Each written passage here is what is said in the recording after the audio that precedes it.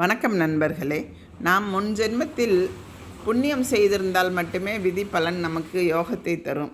மேலும் நம் பாவ புண்ணிய கணக்கில் உள்ள பாவ புண்ணிய பலனை பொறுத்து புண்ணியம் நிறைந்து காணப்பட்டால் நமக்கு நல்ல யோகம் கிடைக்கும். அதுவே பாவம் நிறைந்து காணப்பட்டால் மிகுந்த கஷ்டத்தை அனுபவிக்க வேண்டி வரும்.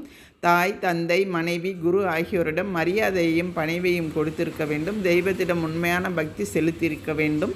இயலாதவர்கள் மற்றும் முடியாதவர்களுக்கு தங்களால் ஆன உதவிகளை செய்திருக்க வேண்டும். இப்படி அனைத்தையும் செய்தவர் அடுத்த ஜென்மத்தில் கொடுத்து வைத்தவர்தான். அவருக்கு விதி பலன் தானாகவே யோகத்தை நல்லபடியாக வழங்கும். இதை விடுத்து தாயை புண்படுத்தியவனுக்கு அடுத்த ஜென்மத்தில் மாத்ருஸ்தானம் எனப்படும் 4ஆம் இடம் சரியில்லாமல் நல்ல தாய் அன்பு கிடைக்காமல் செய்துவிடும். அதே போல் தந்தைக்கு துன்பம் செய்தவனுக்கு பித்ருஸ்தானம் எனப்படும் 9ஆம் இடம் சரியில்லாமல் போய்விடும். நல்ல மனைவியை ஏமாற்றியவனுக்கு அடுத்த பிறவியில் 7ஆம் இடம் பாதிக்கப்பட்டு எத்தனை திருமணங்களை செய்தாலும்